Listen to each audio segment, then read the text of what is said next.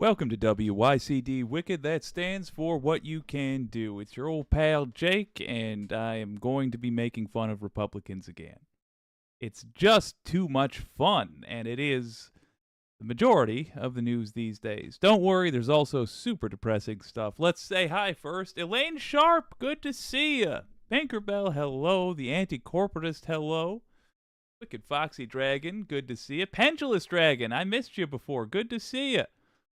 Sonia B, hello. Pendulous, we're going to Gulf Coast Grit, delighted to see you, man. Pendulous Dragon, we're going to be using what you sent in. Thank you for doing that. We have a couple of viewer suggestions, including from our own Wicked Foxy Dragon to start us off. Maybe not to start us off. We might, you know what? We might need a palate cleanser at the end. Yeah, we'll save it. To start us off, we are going to go with. So I was just thinking about the news segment that I want to do. It is silly and fun, and I strongly suspect one I'm only going to do once. So here is a suggestion from Wicked Foxy Dragon. And you guys are going to have to brace yourselves because there's a rather harsh truth that we have to deal with, which is apparently we have a former president of the United States who doesn't respect the rule of law. If y'all had to guess how long you think it's going to take Donald Trump to get tossed in a jail cell based on his behavior thus far, time you've known him, how long would you think? Do you think he's gonna be in a jail cell by New Year's, Christmas, Thanksgiving, next Tuesday? I would accept all of those as reasonable guesses, given the way this guy handles himself.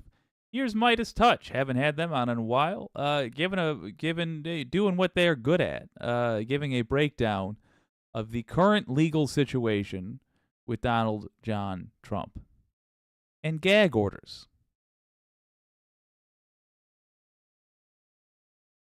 This is Michael Popak, Legal AF.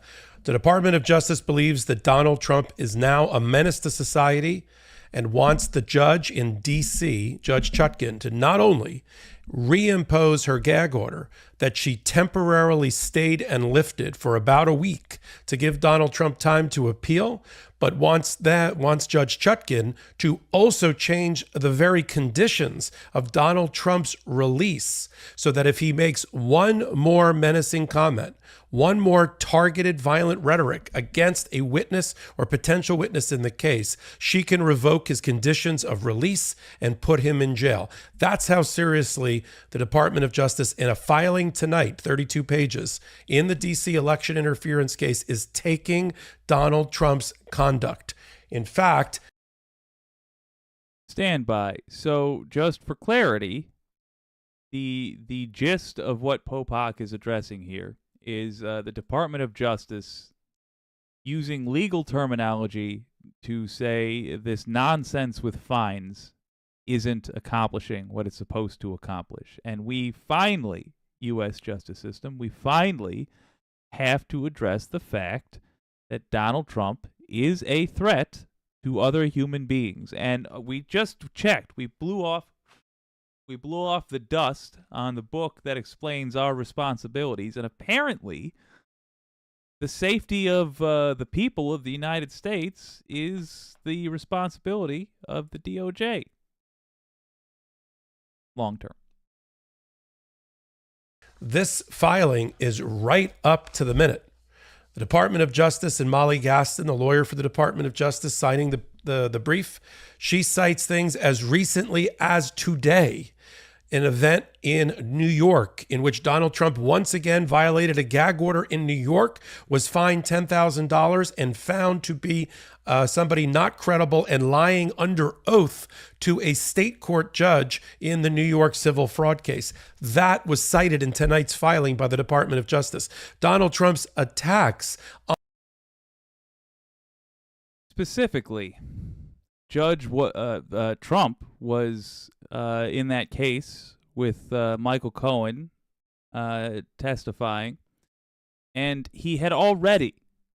Trump had already gotten in trouble for harassing the law clerk, the staff of the court where his case was being seen. Pause real quick. If you have anybody that that has the misfortune of coming across your path and saying that they think it's rigged against Trump, point out how wise you think it would be to harass the staff of the judge who is going to levy a judgment against you, or level a judgment against you at the end of this thing. How wise do you think that is? Is that a bad idea to piss off the judge? Okay, not exactly rigged against him if he plays the game badly, is it? But what this is in reference to is that incident wherein Trump finally had to testify. The judge pulled him into court after he badmouthed either the witness or the court staff after he was told not to attack the witness, says, or the court staff. He had Trump testify to get on the record who it was he was attacking. Not whether he was attacking these people, but who specifically was he referencing. Trump picked Cohen. Trump said, I was attacking the witness, not the court staff. The judge said, all right, your testimony's been taken down. I don't believe you. It's worth pointing out that Trump was not that direct. Trump was his normal rambling self. Trump, in other words, acted like you and I hear him act constantly. And the Trump, after hearing his diarrhea of the mouth, said, you are not a credible witness. You're not a credible person. I've heard what you say. I believe you were lying. I'm making a judgment. That's what he's referring to. Trump doesn't even have to testify yet. Shouldn't have even had to. But he's so dumb, he's got himself under oath already in court with a judge saying, I think you just lied to the court. He's screwed. Let's just get to the meat of this thing. On Mark Meadows, based on reporting just yesterday that Mark Meadows is cooperating with the federal prosecutors, gave 3 interviews, and testified to the grand jury before Donald Trump was indicted, was met with scathing attacks and violent attacks on Mark Meadows. That's cited in the brief. In addition, the reporting that just came out of 60 Minutes Australia, in which a billionaire in Australia, Anthony Pratt, was secretly recorded, and we have those audio clips. We played them on Legal AF on the Midas Touch Network, in which he, a close confidant of Donald Trump's, who had paid millions and millions of dollars to curry favor with Donald Trump when he was alone, said that he was afraid of Donald Trump, that Donald Trump is a mobster and uses organized crime type techniques. That's cited in tonight's brief. So things that happened hours ago, a day ago, 3 days ago, ended up in real time in the briefing. The briefing is so important that I'm actually going to read from excerpts of it, and I'm going to do it a little bit backwards. I'm going to start at the end and work to the front. I'm going to start at the part that's sort of buried in the story if you give up after the first few pages of the brief, but is probably the most important aspect of the filing by the government to reimpose the gag order. They want. I do want to hear what he, oh, poor Popok. I do want to hear Popok's reading of this. There's a definite, there's something to be appreciated with somebody that has formal training in this sort of thing, reading it. So, all right, let's get an even better understanding. But if you want to read it yourself, the link is in the description. want the actual very conditions of his release on bond by the judge to be changed to prevent him from attacking Donald Trump, from attacking witnesses in the future. Let me read from page 30 of the actual brief. The court should immediately lift the administrative stay and modify the defendant's conditions of release. That means they don't just want the gag order back. They want more. They want more based on what Donald Trump did since just a week ago when the gag order was lifted through till today. Based on his own conduct, they think it warrants stronger conditions that could lead to Donald Trump being put in jail. Here's what they say in their brief, and I quote: "Defendants' continued targeting of witnesses and repeated violations of a similar order in New York during the brief interval while the order has been administratively stayed, describing October 20th, 2023 post, not only illustrate the risks of suspending the court's appropriate order, they demonstrate why the court should lift the stay and modify the defendant's conditions of release to protect witnesses from his attacks. Yesterday, within hours of a news report about the purported testimony in this case of the defendant's former chief of staff, that's Mark Meadows, the defendant issued multiple prejudicial and threatening Truth Social posts to influence and intimidate the chief of staff and comment publicly on the subject of his testimony." You know, we could pull up that whole Truth Social post. Good. Do I have it here? Do I have it ready? That's the one. Here we go. Let me just read it. I'm not going to put it on the screen, but I am going to read it. That's the one where he said, I don't think Mark, he said this, when did he say? October 24th. Good Lord, 2 days. I don't think Mark Meadows would lie about the rigged and stolen I got to do it in the dumb voice. The rigged and stolen 2020 presidential election merely for getting immunity against persecution by deranged prosecutor Jack Smith. But when you really think about it, after being hounded like a dog for 3 years, told you'll be going to jail for the rest of your life, your money and your family will be forever gone, and we're not at all interested in exposing those that did the rigging. If you say bad things, this is all one sentence. Yeah, it's that, where 2 days ago, he ranted and raved about Mark Meadows as soon as he had the opportunity. When we say this guy is going to bury himself, when we say that Trump is his own worst enemy, when folks are up here or in front of whatever device they have for recording discussion,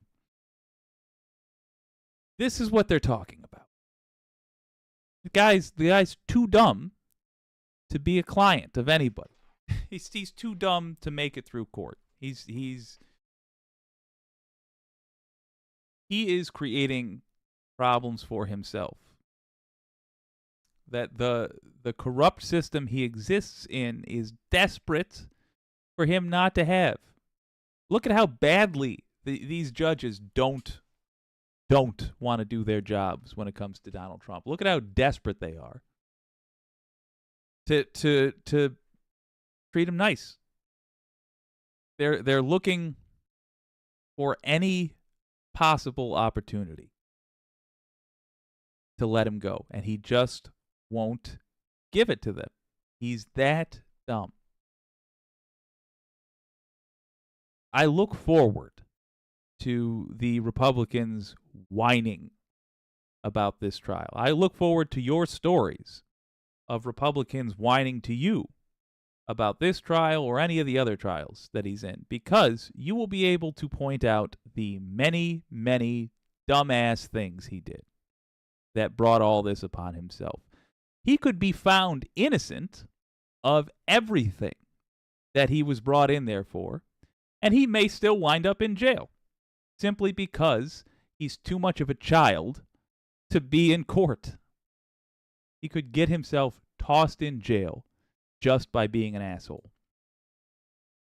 The defendant's targeting included insinuating that if the reporting were true, the chief of staff had lied and had been coerced, and the defendant sent a clear public message to the chief of staff, Trump to Meadows, intended to intimidate him. Quote, some people would make that deal to testify upon immunity, but they are weaklings and cowards and so bad for the future of our failing nation. I don't think the chief of staff is one of them, but who really knows?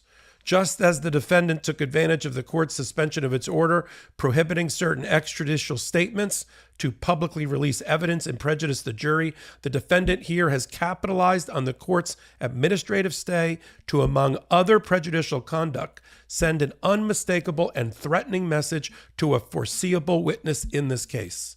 Unless the court lifts the administrative stay, the defendant will not stop his harmful and prejudicial attacks. In addition, to the extent the defendant's public message directed to the chief of staff with knowledge that it would reach him is not already covered by his release conditions, it is an intentional end run around them. Accordingly, this is on page 31 of the brief, the court should modify the defendant's conditions of release by making compliance with the order a condition, or by clarifying that existing condition barring communication with witnesses about the facts of the case. The case includes indirect messages to witnesses made publicly on social media or in speeches, citing a provision of the code that allows the court to jail Donald Trump if he violates those conditions of release related to witnesses. The brief goes on. Is it not maddening that that was not already in these briefs? You know, I didn't catch it. And I don't recall complaining about it when the gag orders were first put on. I was just shocked and delighted that any action at all was being taken. But I'm not a lawyer. I am not a judge. Most of you are not lawyers or judges. Some of you are. Hello, counselor. That's the case. It is their job to know these things. It is their job to prepare for these things. And it is especially a judge's job to know what they are going to do if and when their orders are violated, and to actually do it. The world will be shocked by how little uproar there is when Trump finally goes to prison.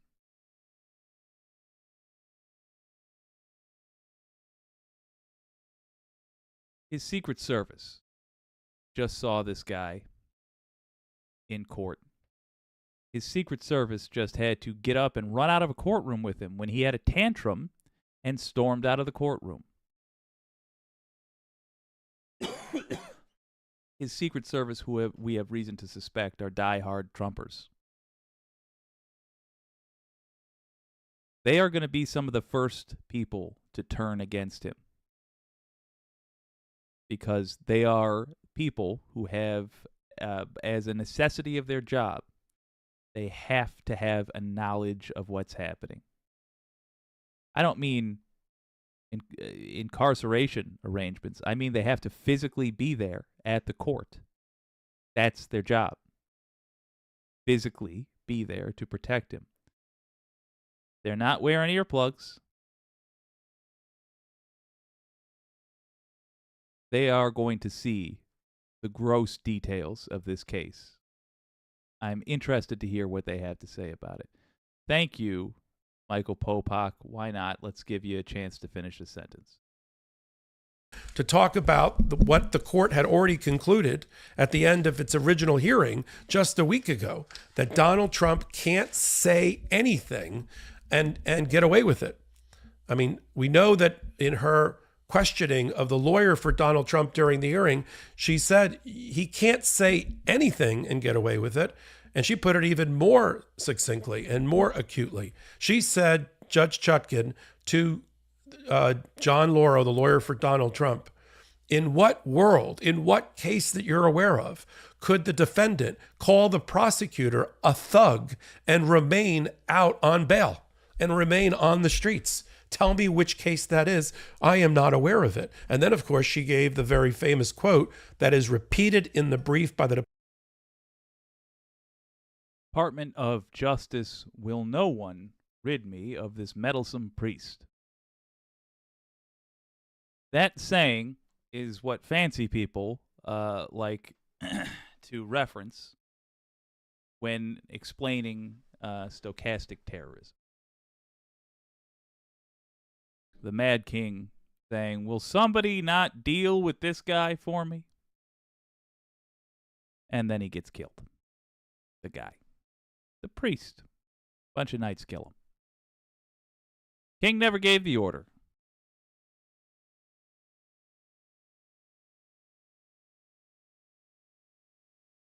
We have been past the point of patience for a long time, Donald Trump. We should have been preparing for this guy. All of the orders should have revoking of his liberty. He's been given right now, Trump's ability to walk amongst us is not a right. It is a privilege. A privilege that's been given to him by the court as an act of mercy. He does not deserve that mercy. He's made that abundantly clear. He has no respect for the court because he does not respect you or me. He ought to be taught respect.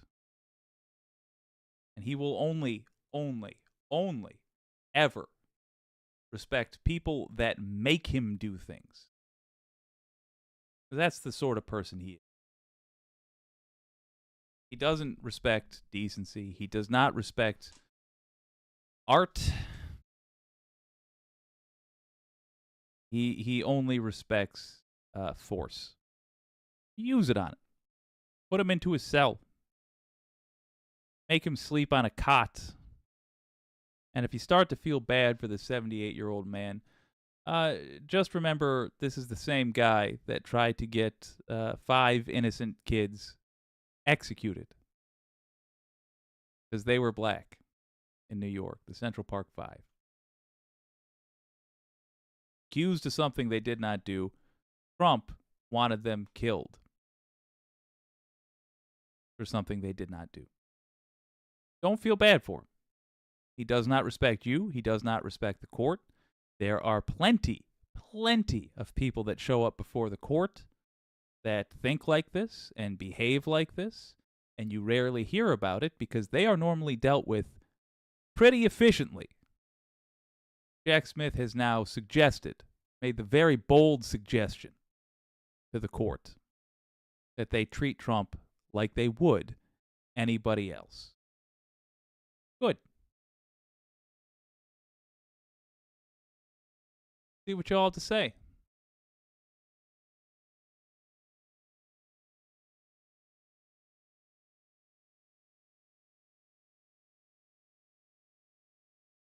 In my opinion, says the anti-corporatist, the truly dangerous Trumpomaniacs are locked up already. I think you're right. Well, most of them are, yeah. And the rest of them literally fled the country. The anti-corporatists, they're used to it by now, Jake. They shouldn't get used to it. If you're talking about the courts, they shouldn't get used to it. The anti-corporatist says, according to Cassidy Hutchinson, he regularly threw small ketchup bottles against the walls in the White House. This slob. Pinkerbell, Trump can only lose support now. Normal people get tired of the circus and walk away. True. There will always be some percentage of diehards, but he's not gaining support through all this madness. True. True. There were Nixon supporters after Watergate. There are Nixon supporters to this day. Some of them hang out with Trump. Roger Stone, for example. Yeah, you're right. There will always be some percentage. But I think your point about him not gaining supporters is accurate. And so we have a clear goal. We have to look at how many people voted for Trump in 2020 and beat that number. That simple. The Mike Stead Show. Nice, thank you. Stochastic terrorists aren't lone wolves. Accurate, although worth pointing out, those two things are intrinsically related. Stochastic terrorists are one half of a very short, very sad chain. The other half is the lone wolf terrorist. The stochastic terrorist is the king saying, "Won't someone rid me of this meddlesome priest?" And the lone wolf is the knight who decides, "Yeah, I'm not going to do anything with the rest of my life. I'll go kill somebody for a psychopath." And that's how I'll end my days as a free person at the very least. It's super sad. But you can have a lone wolf without a stochastic terrorist, like a rectangle and square thing. The anti-corporatist, we should start the MAGA news network, establish ourselves, then deprogram our poor fallen brethren. I genuinely think that's a good idea. I think we should start something in the vein of the Colbert Report, where we're goofing, but it's really like be a little more dry with it. Mars Falcon banned Muslims from 6 countries from even visiting the USA or their families here from visiting them. Tried to ban all of them. The fact that the United States elected this guy has put a mark of shame on the United States that will make it difficult for the rest of the world to take us seriously for maybe a generation. I will say this, even if we're taken seriously again in the future, it won't be and it can't be forgotten that we did this. Mars Falcon tried to kick all trans folk out of military service. Literally tried to weaken our military. Ruining careers and highlighting the fact that not all Americans are considered Americans. My dogs are goth. What you can do. I caught the Eager Beaver Canadian podcast this morning. People in chat seem to really like you there. Sorry it's off topic. I think they're lovely. I really do like the True North Eager Beaver podcast. Longtime friends of the show, basically from the jump. Folks, if you want to know what's going on just north of the USA, I would highly recommend checking out the True North Eager Beaver podcast. And Elaine Sharp is kind of queen bee over there. She is a mod and has been the boss in the chats I've been in the entire time. Pinkerbell, deprogramming MAGA really feels like something a dude who drives a truck could work on. The anti-corporatist. She's got a point. She has a point. Let John Bolton disband the pandemic. Oh God, pre-preparedness team from Wuhan, China, to save $16 million. Yes, he did. Yes, he did. And he got, because it was Obama's program, and he's a jealous little nothing. I hate Trump so much. The Mike's Dead Show. Mainstream media dismissed them, those lone wolves, to hide the depth of the palingetic ultra-rationalists. I don't know what those last 2 words mean. I will look up palingetic. Search Google for palingenetic. Palingenetic ultranationalism is a definition of true fascism proposed by political theorist Roger Griffin. The phrase was first coined by Griffin in his 1991 book, The Nature of Fascism. Noted. That's palingenetic ultranationalism. What does the palin part mean there? Looney Tunes, hello. Elaine Sharp, not a mod? Just very chatty and active there. I thought you were the mod. I thought you were the first. Okay, fair enough. Oh, boy. Wireless Mike, the mass shooter in Maine, had lots of likes for Elon Musk, Donald John Trump Jr., Tucker Carlson, etc. on his Twitter account, of course. Ex-military and an avid hunter. Sad. He's still on the run, by the way. Well, we're still in the news portion, so we may as well get to that. It's going to get a little bit sad, folks, but I feel that doing something helps alleviate that a little bit. Before we get to that, that'll be the story after this. Before we get to that, I have one more alarming thing we ought to be aware of, at the very least. This was presented to me not terribly long ago from Pendulous Dragon. So imagine the worst person you can imagine to decide what U.S. foreign policy should be. Who do you think the most despicable, rotten human being would be for that? It actually, in my opinion, even though Trump started, in my opinion, the Ukraine war, it's not even Trump. It's Ron DeSantis, and guess what he's doing? If you picked abusing the office of governor to shoehorn himself into U.S. foreign policy, you were correct. And a pessimist, and I am depressed. Miami. Florida Governor Ron DeSantis said Thursday he's arranged to send drones, weapons, and ammunition to Israel as it prepares for an incursion of Gaza in response to Hamas's attack. The latest official response DeSantis has taken to back Israel. It's the latest official response DeSantis has taken to back Israel as he competes in the 2024 Republican primary. Florida has sent cargo planes with health care supplies. I'm fine with that. Drones, not fine with that. Body armor, not fine with that. And helmets, said Jeffrey Redfern, a spokesman for the governor's office.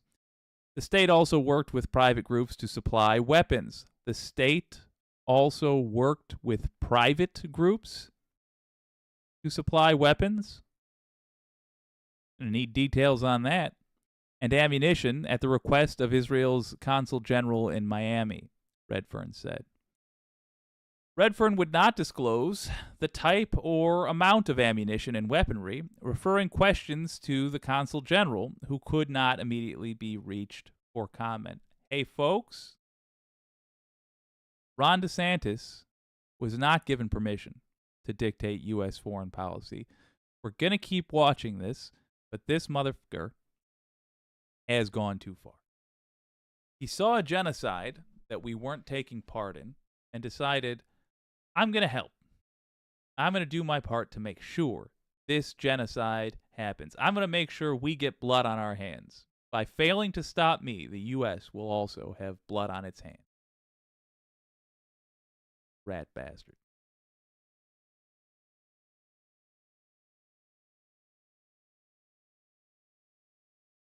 Now you know, Ron DeSantis sending arms. This guy also shipped migrants around. I guess my question for Joe Biden is who sets foreign policy for the United States? Is it the president of the United States, or is it the governor of Florida?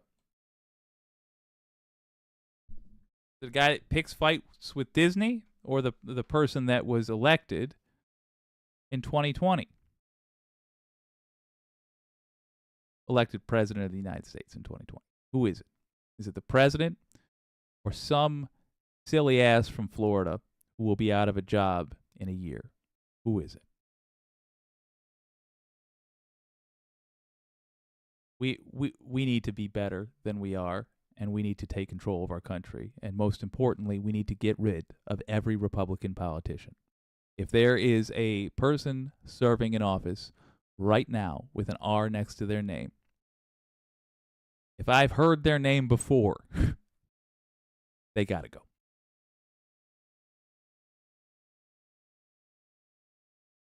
Gonna power right through because I want to get to the sad stuff. I don't want to dwell on this, but we do have to talk about it.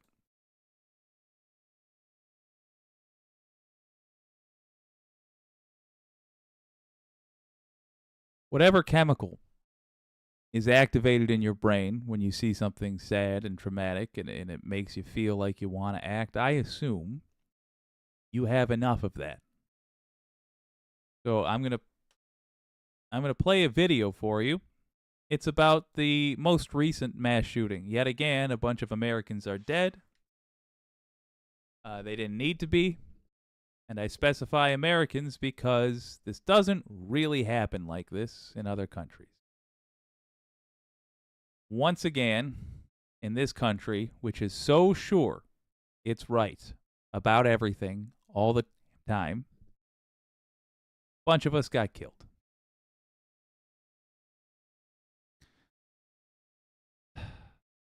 You do need the context, so here is the context. Guy's still on the run.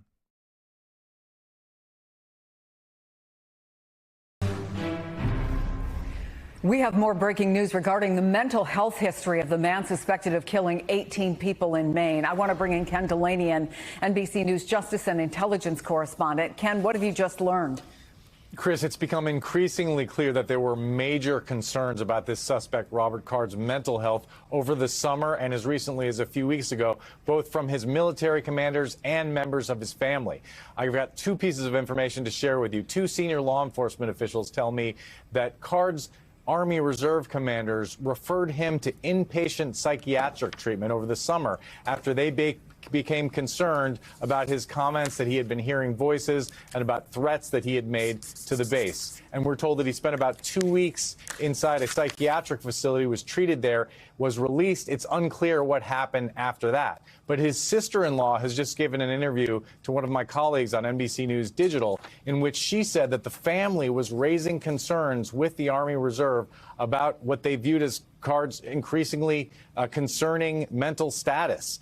She said, we reached out to make sure everyone was on the same page because he is someone who does gun training. We were concerned about his mental state. She said her husband went back and forth with the Army, but it's unclear what actions were taken. She said they were following up on it, but he's never been someone we thought would actually do anything. So significant concerns, and Maine does have what's known as a yellow flag law that allows the police to go to a judge and ask that a subject's guns be taken away if a mental health professional or medical professional deems that that person was a threat. Obviously, that didn't happen in this case, and we learned that the gun used in this shooting was what's known as a .308 sniper rifle, a very, very lethal military-style weapon, Chris. Ken Delaney, and thank you for that important information. You know what? Wait a minute. Let's just enjoy this end screen for a second. This genuinely is who we are. Well put, MSNBC. This is who we are. A nation of people that let their fellows get murdered because we are unwilling to change anything. We are unwilling to inconvenience ourselves. We've decided that whatever could happen, if we got rid of the items that are killing us, whatever could happen might be worse than what is happening.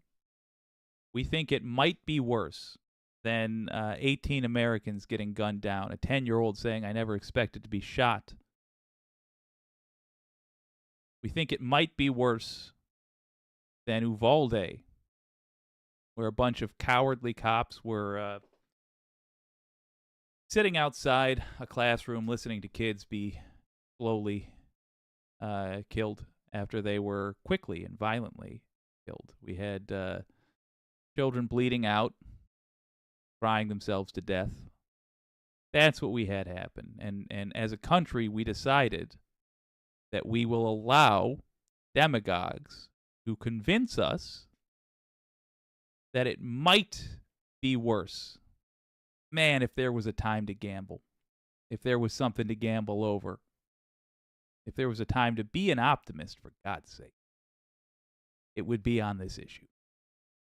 But okay, we have to work with the kinds of people who would, in order to keep up their weekend hobby of shooting a paper target at a gun range and pretending in their heads, pretending they're Rambo. In order to keep that hobby up, they would allow kids and pedestrians and people at a bowling alley to get mowed down constantly. I don't know what mass shooting number this is this year. More than one. What is it, 30?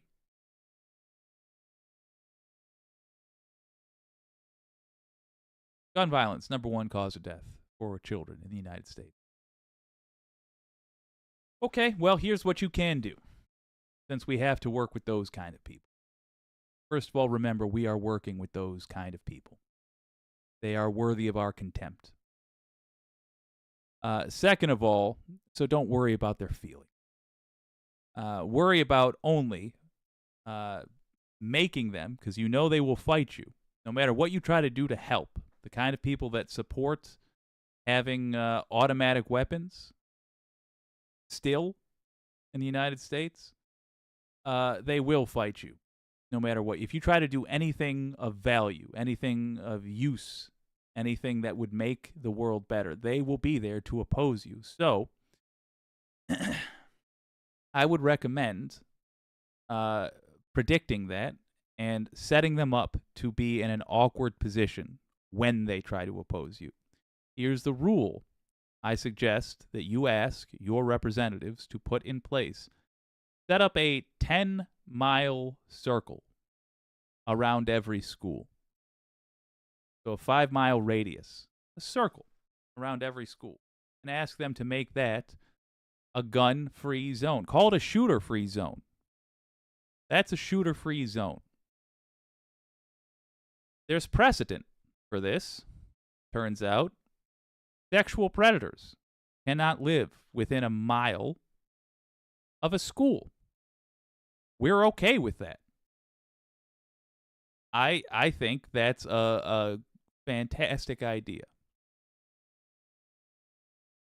If you see somebody walking towards a school carrying an assault rifle, you would probably call the cops. If you're watching this show, you're plugged in to what is happening around the world, you would probably call the cops. Not everybody would. Because truly, there might be nothing the cops can do. It might be perfectly legal for the kid in the leather trench coat with the book bag full of ammunition to march towards a school with a loaded assault rifle. Cops might have to let him go. Not if they're violating the law. Not if they're open carrying in an area which specifically says you cannot do that. Tell your representatives you want a 5-mile shooter-free zone around every school. Would that have saved the people in this bowling alley? No. What would have saved the people in that bowling alley, and the second location the shooter went to, by the way, they're still out among us. What would have saved them and the next people this maniac kills would be if the sort of people that will fight you on the shooter-free zone around schools had not been in office to vote down whatever restrictions would have been put in place. What would have saved those people is if that person, if that coalition of filth that is the Republican Party, was not in power. So let's make that happen while also attempting to make the world just a little bit better.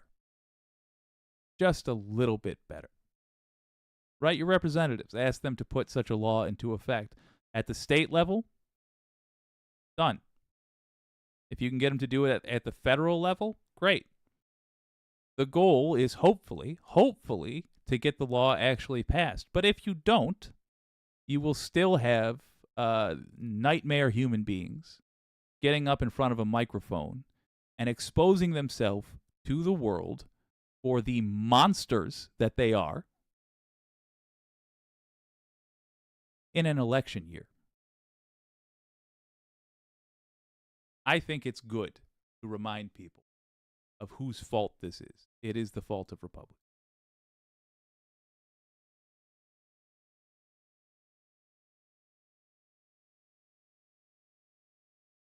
Let's see what the Wiki community has to say. Wireless Mike, I just sent you a link to your email to a story from Heavy about his social media before X took it down. Well, my friend, Oh, son of a gun. I'm refreshing. Yep, there it is. I'm going to read it with yous here. Bonus segment. Bonus segment. Thank you, Wireless Mike. Here's a link to the shooter's social media before Elon Musk had it taken down.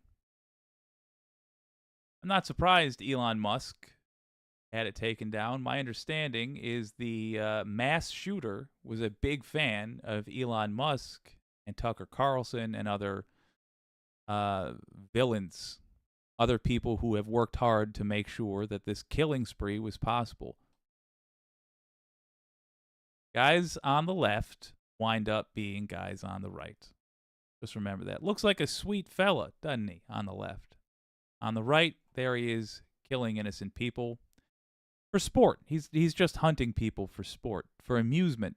He's decided life isn't worth living, and he's also decided that because this guy is a conservative, as he goes out, he is going to make the world infinitely worse for many, many families. He's so desperate to be remembered that he's happy remembered by these people in infamy. He's happy to be hated for the rest of eternity by the families of the people he killed, simply so that some part of him echoes on.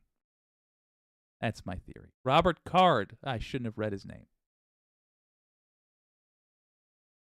A failure of a human being, a.k.a. the person of interest. Oh, it's good that we read his name. If you see this motherfucker out in the wild, his name is Robert Card. Say, hey, Robert. See if he turns his head. And if he does, tackle him. Call the cops. The person of interest in a mass shooting in Lewiston, Maine. I say tackle him not because you have an obligation, but because you're in danger. On October 25th, liked a number of political posts on X, formerly known as Twitter. Heavy reviewed the page shortly before it was suspended by X. It shows that Card followed and or liked posts by Elon Musk and Dallas Mavericks owner Mark Cuban, of course, as well as a professor who studies terrorism and a number of prominent conservative politicians and pundits, including Donald Trump Jr. and Tucker Carlson. He also liked and shared posts by CNBC, as well as posts on finance. I am fascinated by that CNBC thing. Woof. In March, he liked a tweet by Trump that read, given the incredible rise of trans/non-binary mass shooters in the last few years. I think there was one that I'm aware of. One. By far the largest group committing as a percentage of population. Literally, if just one did, then that might be technically true. But pause for a moment and think about how much work Donald Trump had to do to twist the facts to be able to say what he said there without, or just to get that sentence out, I guess. He has to know that he's wrong in order to tell that lie. Maybe, rather than talking about guns, we should be talking about lunatics pushing their gender-affirming bullshit on our kids. No, we should be talking about lunatics firing guns at our kids. So, Republicans. The Republican Party is a criminal organization. They are a terrorist organization. Card's X page was blah, blah, blah. Card is a U.S. military veteran. Okay, speaking in a, still at large. Speaking in a press conference, the Maine governor, Janet Mills, said that 18 people had died and 13 more were wounded in the attack. Understand that wounded likely means shot. At least one 10-year-old is among those wounded, and he was shot in the leg. I hope that 10-year-old gets to keep their leg. Certainly they won't keep their peace of mind. That's gone forever. She pledged the community's support for the victims and their families and said law enforcement is working hard to find Card. Oh, I'm sure they are. Yeah, you can read a roundup of the victims here. The first victim named was a grandfather, a retired Sears mechanic named Bob Violet, who ran youth bowling league, Presumably, that's why he was in the bowling alley.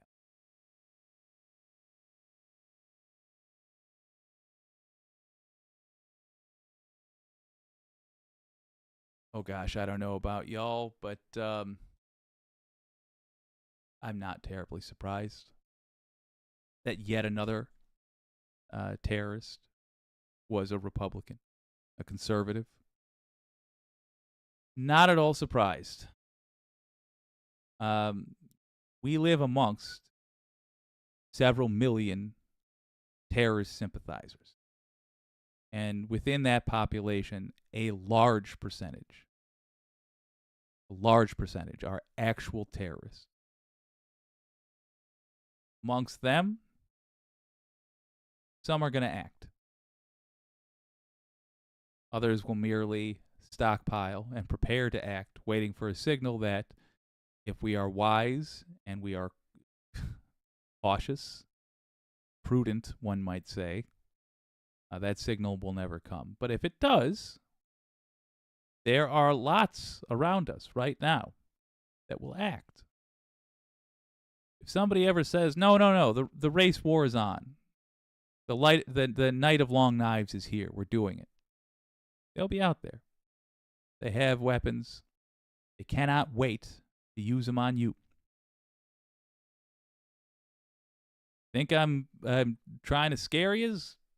No, I lived it. The Wolverine Watchmen were a group that acted prematurely because they thought Trump was given the signal. They tried to nab Gretchen Whitmer back when Trump, on social media, encouraged people to act to get rid of her. They're all around us, folks. Keep your eyes peeled. Call the cops when you see them.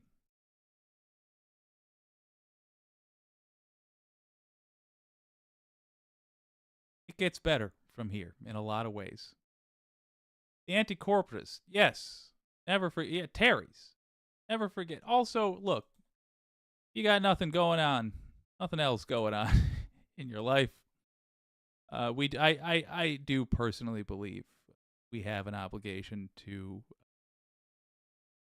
personally, this is not something I recommend anybody else do. I'm not even sure what it means. But when maybe it's from the era I was born in, but when I see a Terry, I feel the moral and ethical obligation to Drax. Sklounced.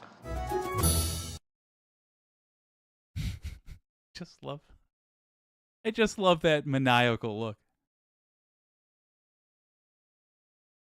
Guys from my neck of the woods, by the way. Key of Key and Peele. He's from Detroit. Donald James X. Soul Life never sleeps. That's true. Environmental Coffee House. Hello. Good to see ya.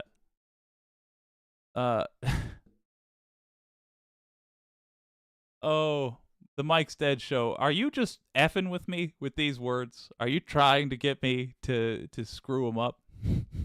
I don't have a tenth of the vocabulary you do, man. All right, let me try this. The Mike's Dead Show. But the whites have caused... Hold on, Google's assisting me. Miscegenation. What? Oh, I misread your comment. The whites have caused all right, I'm committed. The whites have caused a self-miscegenation.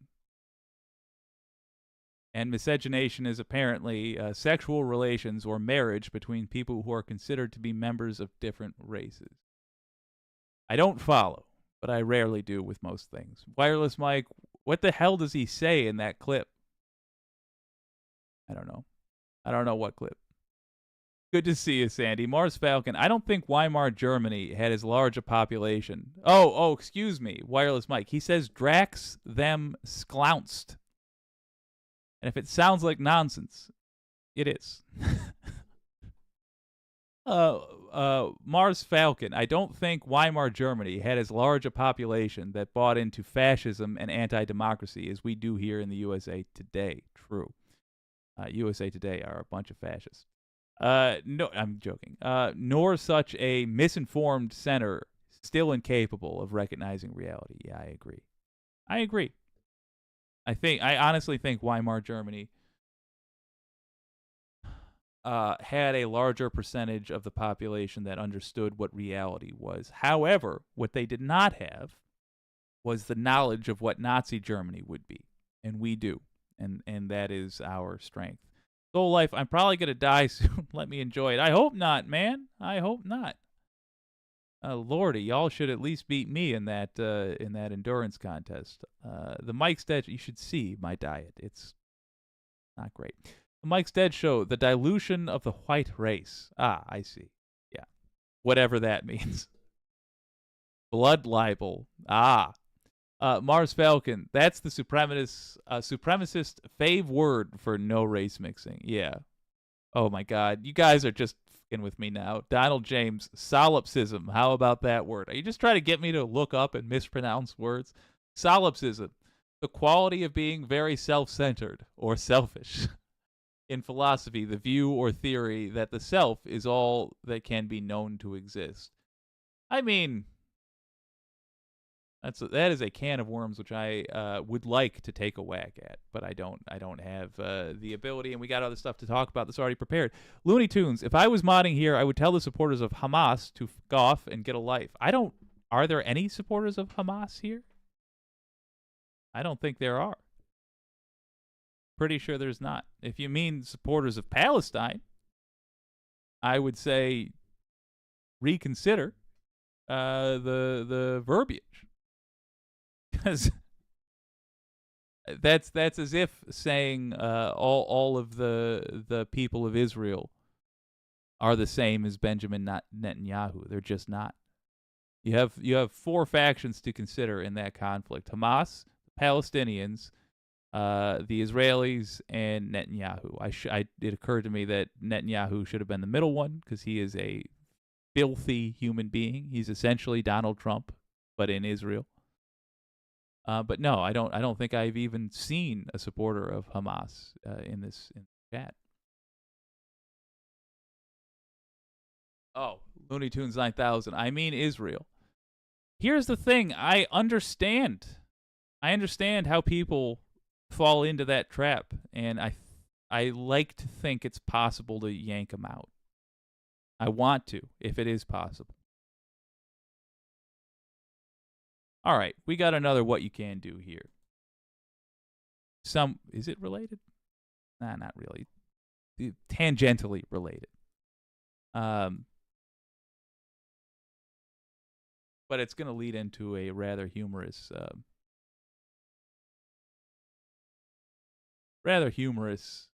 ending segment that I think y'all will enjoy. Once upon a time, I could turn to a much, much sharper lad and say, please do X or Y with this computer. And it would be done. It would just be done because that was their whole job. And that is the only thing I truly miss about the local news industry. Paul Snyder. Generous Snyder. That and the free cocaine. Folks, we've discussed this in brief, but there's a new Speaker of the House. He's a traitor. That's not going to surprise anybody. We know this. The Republican Party wouldn't allow somebody to have a position of authority if they weren't a traitor to the country. That's who the Republicans are. But there's something we need to change culturally about the news, and I would like your help in that. Let's have a look at a quick recap of who Mike Johnson is, and then I'll tell you what I think we should all do.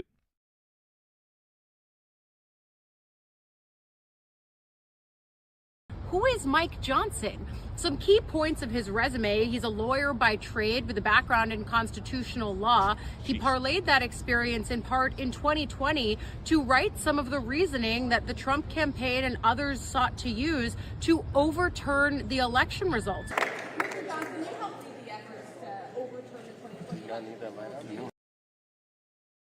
So he's shaking his head no, but the answer is yes.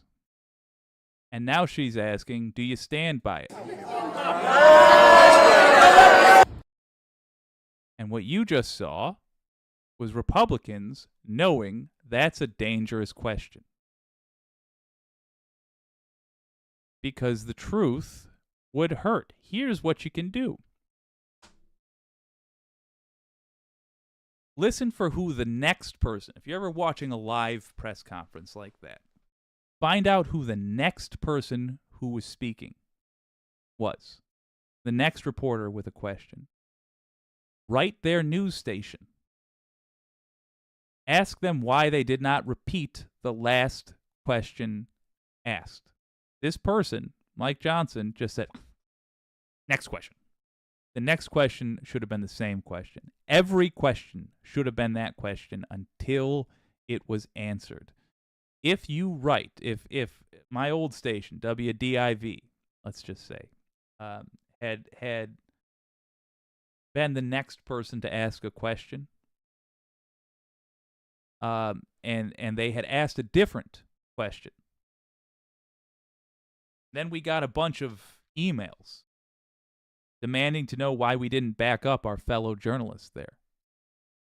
It would have deeply affected the chances that the next time that would have been the standard procedure going in. There should be a known agreement between every journalist to not allow these people to dodge questions. If they do something as despicable as refusing to stand for what they tried to do, Mike Johnson tried to overturn the election. If they do something like that, unity will help. That could have been a story about how during his first press conference, Mike Johnson had to flee from the stage because he could not answer a straightforward question about his involvement in a coup. That's the country this should be right now. Make it that country. You watch this stuff live. Write the editors. Write the news station, just in general. Just find the contact page. You type in whoever asked the thing next and contact and say, why didn't you back up the journalist? Why didn't you back up your fellow journalists there? That's the technique we should start using. It will have an effect. These people will not answer questions like that unless they are made to, and they can be made to. That is how to do it.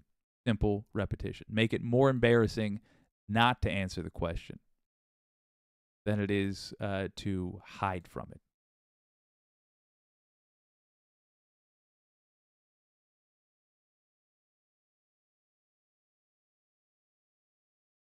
Got a new segment I want to try with y'all.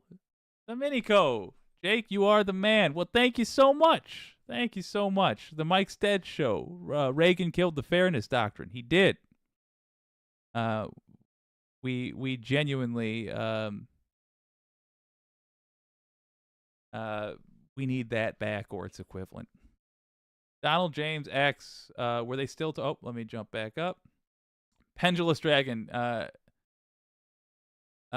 Came over from Leftist Mafia, can't get a good faith discussion in the chat. Oof, ouch. Mike's Dead Show. Sorry if I come off sounding like a fascist. I surround myself with many anti-fascists, and the vernacular/specialized language isn't the same as the colloquialism. No, I hear you. I'm mostly just busting your chops for giving live comments that are 3 to 4 degrees over my head. But don't actually stop on my account. This is how we get better. This is how I learn to pronounce these words, is to be made to. Just understand what you're getting. You're walking into an IHOP and asking for a creme brulee. I'll take a whack at it. I got sugar. I got, I think, flan, is it? I got some kind of pudding mix back there. I'll take a whack at it. But you're going to get something that neither of us might have been picturing. My dogs are goth. Humanist Report had a great segment on Mr. Johnson today. Scary guy. Interesting. Pendulous Dragon. Oh, yes, they were. To Dave and Rue, something were being very disingenuous. Oh, no. Oh, well. Mars Falcon. After I posted that miscegenation was Nazi speak for no race mixing, I realized it could be taken that I was saying anyone using it is one. That's not what I meant at all. I got you. Oh, no. Implying nada, folks. I got you. The Mike's Dead Show, you don't stop, I won't stop. Several setups to jokes just went into my head, and I don't have a punchline for any of them. Good man. I won't stop. Thank you. Environmental Coffee House reminds me of a polygamous type. Oh. Interesting. Domenico, so much of the... I'm sorry, I'm looking over my stand. So much of the journey I cannot complete without you in this community. So elated to be with you all. Thank you so much, man. We're delighted to have you. Honestly, in my opinion, this is the best community on the internet. Scroll up and read my question if you can, please, says Pendulous Dragon. Check my action. We're good. Okay. Go. Ooh. Stand by. I'm doing so. Did Dave and Rue did Dave and Rue say something? We're being very disingenuous with their replies. I don't know. I don't understand. Oh wait. Can you retype the question? I'm somewhat by what I read there, but that is also the nature of live chat. I usually need to stop and read for a moment. TikTok, fair enough. Well, let's get to the new segment. Pendulous Dragon, I'm happy to read the question. If you could show me which you were referring to specifically, I will definitely do it. New segment. Did I guess it right?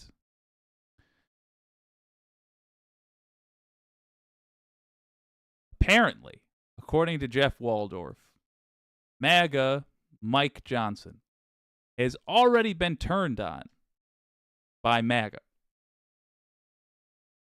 I only saw the first 4 seconds of this video before I paused it.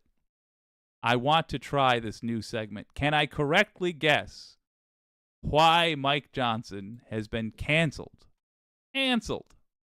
by the far right? I know almost nothing about Mike Johnson except for literally two things. Literally 2 things. The first being that he is a traitor to the United States. And the second being that, well, I guess I should be recording this. As I was saying, I literally only know 2 things about Mike Johnson. The first, he's a traitor to the United States. He tried to overturn the 2020 election, and he knows enough about constitutional law that he should have known he was defying the Constitution. Thing number 2 is he has an adopted son. I'm going to assume that something about his son has angered the far right. Because almost the only thing about Mike Johnson that makes him a human being in my eyes is that he is a father. And so I assume that's the problem. All right, Jeff Waldorf, Waldorf Nation, tell us what's going on. It didn't take long for members of the far right to turn against the new Republican Speaker of the House. Just one day after he received the Speaker's gavel, Republicans claim that the ultra-conservative, Trump-supporting, anti-LGBTQ+ congressman isn't racist enough for them. That's right. Okay, I was wrong. Checks off all the boxes except for racism. How do you arrive there? Yeah, it explains that in the wake of George Floyd's death in 2020, Johnson I just remembered another fact about his adopted son. That George Floyd, had been murdered. A jury, of course, later found that Officer Derek Chauvin had indeed murdered him. And in an interview with Walter Isaacson, suggested that his adopted black son was actually treated differently than his biological white son. Now, asked what he felt after watching the video of George Floyd. These people, and now in a rare turn, I'm talking about Republican voters. They will do just about anything they can to avoid changing their opinion. I don't know, honestly.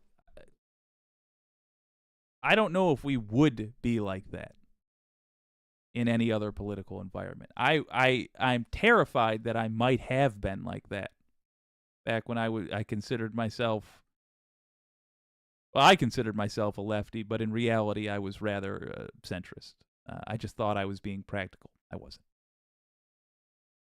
But we need to actively take steps to not be like that. When somebody says we're wrong, we should earnestly hear them out and try our best to see how we could possibly be wrong. It doesn't mean we have to agree with it, but it is to avoid that kind of nonsense. Okay, so this is about his son, kind of. All right, let's find out the details. So what? He said, yeah, my son gets treated differently. And other people said, the experience you lived is not true. Funny how that works. Also funny. Wait a minute. I just realized what this reminds me of. Liz Cheney and her sister. Dick Cheney and his daughter. One of his daughters is gay. Dick Cheney understood his constituents well enough to know that he couldn't fully accept his daughter. But occasionally, and Liz Cheney, willing to throw her own sister under the bus, because she understood that as well. But funny how that works. Republicans can't even consider having sympathy for somebody else unless it specifically has affected them, unless it echoes something they've experienced. Mike Johnson, black family member, said what ended up, by the way, being proved to be true in a court of law. Derek Chauvin murdered George Floyd. That's a fact. He's in prison for that murder that happened. Republicans can't stand it. Johnson replied this, quote, I was outraged. I don't think anyone can view the video and objectively come to any other conclusion but that it was an act of murder. And I felt that initially, as everyone did, and it's so disturbing. And the underlying issues beneath that are something that the country is now struggling with. And I think it's something we have to look at very soberly and with a lot of empathy. And I'm glad to see that's happening around the country. Whoa, empathy. Wow. There's more. I'm going to show you the rest here, which is on video. But he starts out with saying, what it's taught me is that now we have 4 other children of our own. My oldest son, Jack, ironically, this year is 14. And here's where the video takes off. Thought often through all these ordeals over the last couple of weeks about the difference in the experiences between my 2 14-year-old sons, Michael being a Black American and Jack being white, Caucasian. They have different challenges. My son, Jack, has an easier path. He just does. The interesting thing about both of these kids, Michael and Jack, is they're both handsome, articulate, really talented kids, gifted by God to do lots of things. But the reality is, and no one can tell me otherwise, my son Michael had a harder time than my son Jack is going to have simply because of the color of his skin. And that's a reality. It's an uncomfortable, painful one to acknowledge, but people have to recognize that's a fact. What should we do about that? I think that we really do need systematic change. I think we need transformative solutions. I think we're at a moment where we can begin to do more to form that more perfect union, as it says in the first line of the Constitution. Holy crap. right? That damn near sounded like a lefty. Do understand, though, Waldorf, I'll warn you ahead of time, this guy, while paying lip service to that idea, perhaps so he can get through a Thanksgiving, has done everything in his power to ensure that systematic change cannot and will not happen. As long as that guy is Speaker of the House, he will ensure that his adoptive son is in danger every time his son is out and about without a white escort. That's the reality he's building. Just bear that in mind before you feel even the tiniest pang of sympathy for this guy. Lip service only, crocodile tears always. Look, for all the horrible things that this man believes, and I've got other videos talking about those things, he at least acknowledges that racism exists and we need transformative solutions and systemic change to solve it. Wow. Didn't expect that one. But I did expect... Another way to put it, he acknowledges racism exists and, shockingly for a Republican, that it's bad. Those statements to not go over well, and of course they did not. Immediately, the Daily Wire's Matt Walsh, who, by the way, agrees with this guy on all of his anti-LGBTQ, anti-trans positions, and anti-woman positions, shared this video and captioned it, "Full clip of the new GOP speaker saying that George Floyd was murdered and we need systemic changes to fix the racism in our country." He then characterized Johnson's comments as a, quote, full-fledged endorsement of the left's racial narrative. I'm sorry, what narrative? What racial narrative? These are facts. He was murdered. He was found, George Floyd was murdered. He was found, Derek Chauvin was found guilty by a jury of murder. Walsh continues. It's even worse than it looks when you see the full context. He went on PBS a week after George Floyd's overdose. Again, murder. He was murdered. Knee in the back of the neck. And called it an outrage and objectively an act of murder, and then went on to fully endorse BLM's talking points and policy prescriptions, completely disqualifying. Every conservative celebrating this guy needs to watch this interview. Social media influencer and Substack writer Pedro Gonzalez complained that the new GOP House Speaker completely internalized left-wing racial libel about white supremacy and privilege. Wow. More. Laura Loomer, who was close to the Trump campaign, also complained about Johnson's view, saying, MAGA Mike's drug addict George Floyd. Turns out there's no difference between MAGA Mike and Big Mike. I'm assuming she meant Michael Brown. Is he an undercover Democrat? What type of MAGA Republican says something like this? Oh, folks.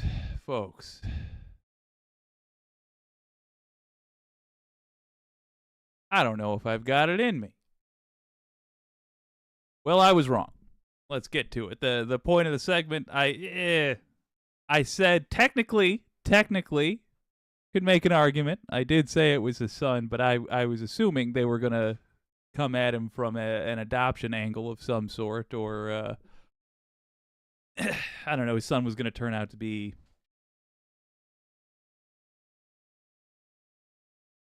a human being in some way, either have a girlfriend or a boyfriend that they don't approve of, or a drug addict because he had problems that he dealt with poorly. And I didn't think it was going to be that he had a son that was affected by the George Floyd killing and that he actually had a human moment. So chalk that up to your old pal Jake didn't quite get it there.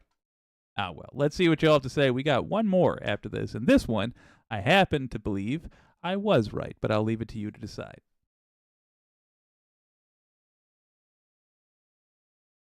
And in full disclosure, it's quite a stretch. Oh, Rex Trek, good to see ya. Wireless Mike, I wonder what his adopted black son has done between that video and now to piss him off. Yeah, he probably did, go to like a school that he doesn't like. He's like, you know what? We're going to be full MAGA. The Mike's Dead Show. No transcendental shit existential model isn't very human. I don't follow. Mars Falcon, proof that our racial narrative is just simple reality. Yeah. Environmental Coffee House, Republican alternative facts. Pinkerbell, he said the S word, and yes, he did. Systematic. Yes, he did.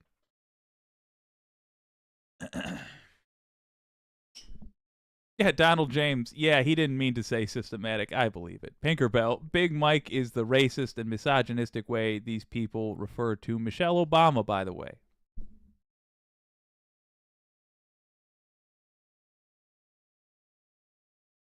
Thank you for curing me of my ignorance. There are times I regret it. Wireless Mike. Oh yeah, we said that. Oh God. I don't know what his son did to piss him off, but I assume it has to do with the Ivy League.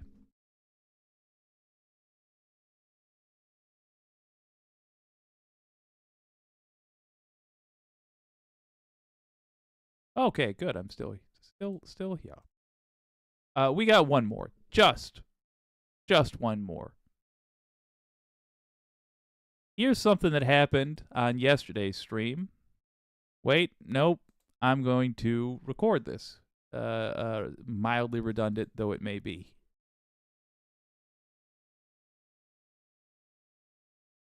Here's something that happened on yesterday's stream. Remember when Donald Trump came out and gave a super brief update? He came out as, it's all a sham. He came out and did a standard Trump, is what I'd call it. I made a guess as to the situation surrounding that. We're gonna look at it in a minute, but first, here's the moment that we're talking about.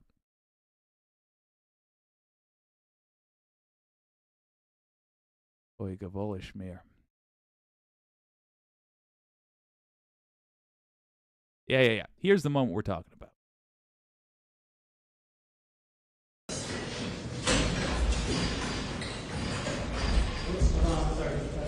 witness just admitted that we won the trial, and the judge should end this trial immediately. Thank you.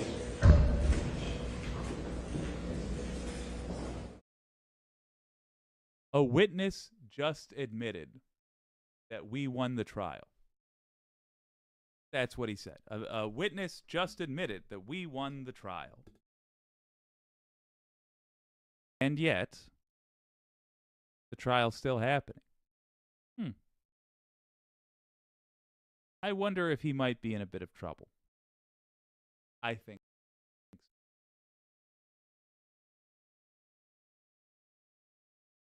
Well, want to remind you that the topic of this particular segment is, did I guess correctly? Well, wouldn't you know it? Wouldn't you just know it? A news report has come out today which lends some light into the circumstances around what was happening there, what we could see at the time there. Now we have further insight into that. Here's some lady with the True Lies haircut telling us about it.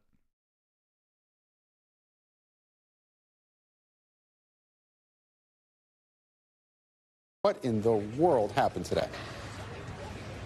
Yeah, okay, buckle in for a second while I walk you through this, because it certainly is not the courtroom day that we were expecting. So you heard those comments. The line in question was the person that he was referencing sitting alongside the judge. At first, the judge asked Trump's lawyers, who was he referring to? The lawyers said Michael Cohen. The judge said, okay, let me consider that. And then a short while later, he calls Trump to take the stand. Now, Trump only took the stand for about a minute or so, and the judge asked him, who are you referring to? Trump says Michael Cohen, but he still again said, you know, that clerk, though, she is partisan against me.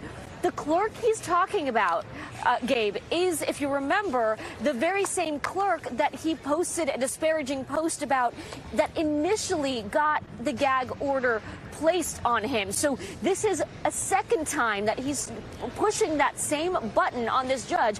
And it seemed like the judge simply said he had enough. He said he found Trump not credible on the stand and said he was fining him $10,000. Then the cross-examination continued after the judge said, look, don't do it again. Next time it'll be worse.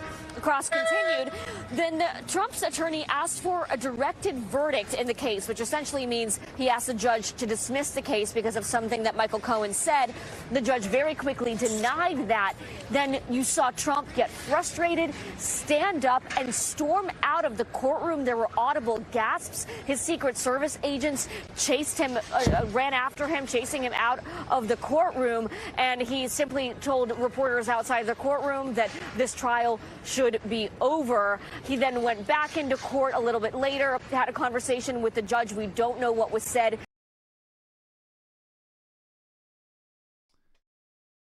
in that room, but certainly. Oh, I like that one. That's a good one. So, the moment we saw was right there. That took place after Trump got up, didn't ask for permission. I know he didn't have to. I believe he was no longer on the stand at that point, but literally had a tantrum and ran away from the courtroom. Then you saw him come through the door there. On the other side of those doors was a bunch of people in a courtroom, like, not illegal, for the record, not illegal. It's just something you don't do because it's rude and an insult. You're insulting people whose fate is in your hands, and or rather, whose hands hold your fate. I should say you're insulting people who will judge you specifically, which includes a judge. Right there in the name. You should be polite in a courtroom. One thing you shouldn't do is storm out in a big toddler-style huff and mouth off to some cameras. That's generally not advised. You remember what I said about the Secret Service? The most loyal Secret Service agents that have probably been assigned to him because probably they cannot be trusted with anything or anyone else. Not no one else can be trusted with him, but they cannot be trusted around anything important. And by the way, this is probably the final stop on their career. Those folks are sitting in that courtroom realizing that. Those folks just saw him have a tantrum and run away and then leave out another door, probably go stand in the bathroom for about 3-4 minutes, and then sheepishly mosey on back into the courtroom. Did I get it right yesterday? Was I correct when, after watching that little press conference where he said that a witness just disproved the whole case against him, that it should be thrown out, that the reason he said that was because the opposite just happened. What had just happened was the judge made him testify and then said, I've heard your testimony and I think you're lying to me. $10,000. Let's see what the wicked community has to say. Oh my God. 100% yes. 47,000 votes. Thank you so much. And I think that's a good way to end it. It's not terribly hard to predict when Trump has had something bad happen to him. Is his mouth open? Is his mouth closed? Either is a sign that something terrible has happened to him legally. Did he speak in court? Did he refuse to speak in court? Did he refuse to speak in court and then he was ordered to anyway? Did his lawyers talk? Did somebody else's lawyers talk? Was he or anyone he has ever met mentioned? If any of these things have happened, it's a sign that it was a bad day for Donald Trump. Because he's a criminal. And the world is starting to see. You knew it already. You had an interest in this stuff when the January 6th committee was talking about it. But the rest of the world's catching up. He's a true and proper criminal. He is the perfect head for the Republican Party, which is a criminal organization. The way to get rid of them, 2024. We are going to be working towards that every single day here. I suspect we will be victorious. But no matter what happens from here on out, the world is seeing who Trump really, truly is. And he cannot last. His whole career has been about lying about who he is. So everything he spent his life building up until this point is going away. In part because, yeah, he's just a bad businessman. He lost money the old-fashioned way, like making terrible decisions with it. But also, putting his name on something. The one thing of value he was able to build in his whole miserable waste of a life. The one thing of value he was able to build. His name recognition. It no longer has value. It devalues property. The end for Trump. It will be a sad end, which will be a happy story for the rest of us. This has been WYCD Wicked. That stands for What You Can Do. Y'all, thank you for joining me today. Let's read some real quick comments. Wicked Foxy Dragon saying they would have to be sane to begin with to go insane. Fair point. Wireless Mike, every time Rump breaks his things, an angel gets his wings. Yes, public utility, but all presidents have been criminal. What's special about Trump? He's an unsubtle criminal. Rex Trek, how about a tombstone? I would love a tombstone, and I don't even care that it's wait, that's a New York chili commercial.